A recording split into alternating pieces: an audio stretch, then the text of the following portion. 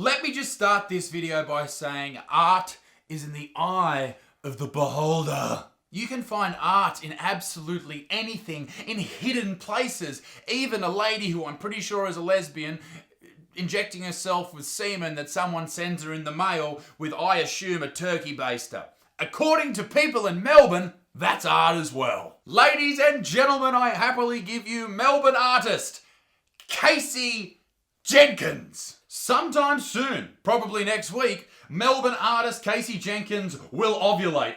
We as a nation hold our breath for Casey's ovulation.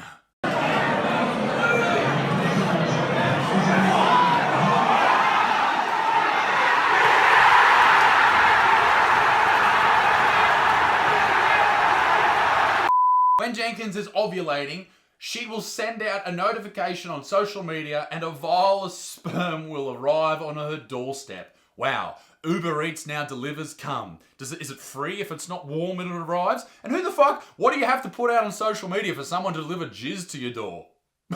And within hours, an audience will watch online as they self-inseminate. In the name of art. Well, art can just go and get fucked. How about that? Jenkins' project Immaculate is supported by the South Australia's Vitalistics and the Australian Council and intended to be a precursor for a work commissioned by Art Centre Melbourne and The Fringe. Every time I get up and my eyes open for another day in this reality, it hurts to wake up every morning. Who in their right mind has commissioned some lady to squirt jizz that she got off Facebook up her dung flaps? Why? I know this year has been a tough one on a lot of people's mental health, but this is up there. The 41-year-old accepts that it will provoke discomfort. If by discomfort you mean shoving a turkey baster full of some stranger's jizz up your funghole, you can basically call a vagina anything if you just give the right inflection of your voice. Like, say for example, lightbox. Oh, babe, show us your lightbox. See, it's the same. What about this? Bobblehead Butterfield. Oh, baby, open those legs and show us your bobblehead Butterfield. See? She accepts it'll provoke discomfort and probably criticism. Yes, well, if by criticism you mean people saying, why are you turkey basting yourself live on camera, you fucking weirdo? Jenkins is no stranger to controversy. In 2013, a vaginal knitting... Oh, for fuck's sake. A vaginal knitting performance made worldwide headlines. Went viral on YouTube and sparked outrage and abuse. Well, great. Now we have to watch this. If you take a good hard look at a vulva, you realise it's just a bit of a body. There's nothing that is shocking or scary, or nothing's going to run out and eat you up. I don't know, love. I've seen some vulvas that look like they should be in a Stephen King novel. They're fucking outrageous. You know what? I'm sorry. I think I've treated women with vaginas poorly. And that's why I've started a national holiday for women everywhere. Ladies and gentlemen, it's time that we put credit where credit is due.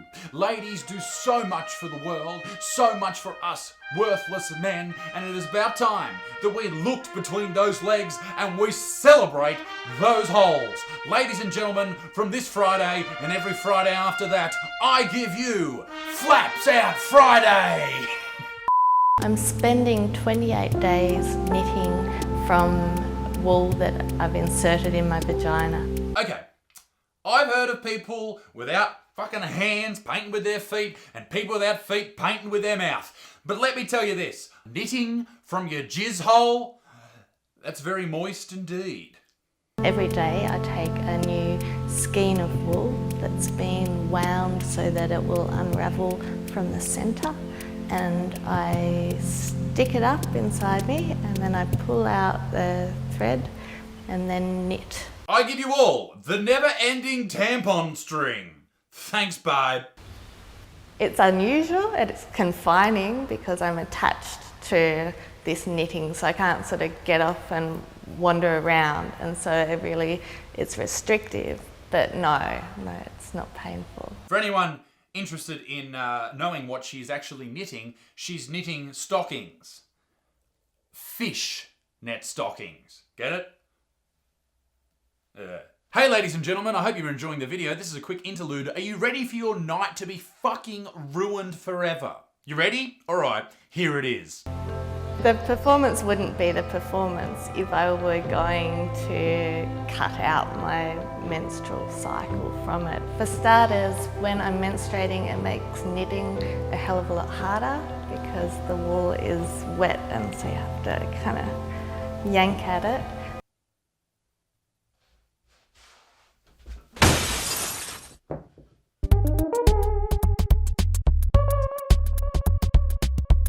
Right, back to the insemination bit. I don't know why we're doing this fucking video, but I thought it was very important to talk about. You may also be wondering why she's doing it. I'm glad you asked that. Here's why.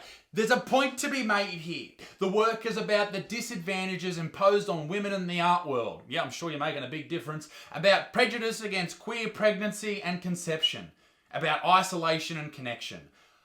For fuck's sake, love. What are you talking about? But here's a question. How does she get the sperm when she's in Melbourne, when it's in lockdown, and she needs to get the sperm from some bloke? Guess what?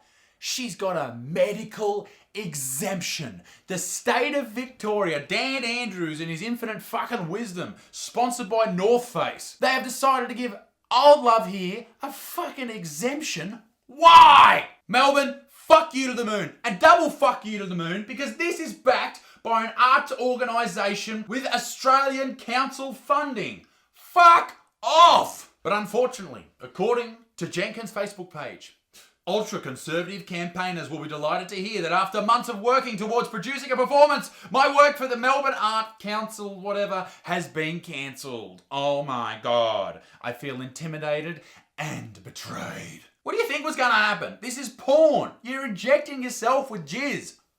Why do you think that's going to be okay? If you don't believe me and you still think it's art, let's head to a website where if you enter a password, you can watch what she does. Perform monthly live inseminations to elevate the experience of queer reproduction and disrupt the heteronormative parenting narratives. Well, I for one feel disrupted, not by the heteronormative parenting narratives, but I can't show you this, ladies and gentlemen, on YouTube, but she has the most powerful pubic hair that I have ever seen. In fact, if they one day do chop down the entire Amazon forest, the world will be oxygenated by her thick pubic region. It looks like my beard upside down. She's got a fucking mohawk of the motherfuckers. Anyway, ladies and gentlemen, that's completely fucked up. Fuck you to the moon. Keep it moist. Be a good motherfucker. Peace in the Middle East. Be extinct. And I'll see you all very soon. Toodaloo, bye bye.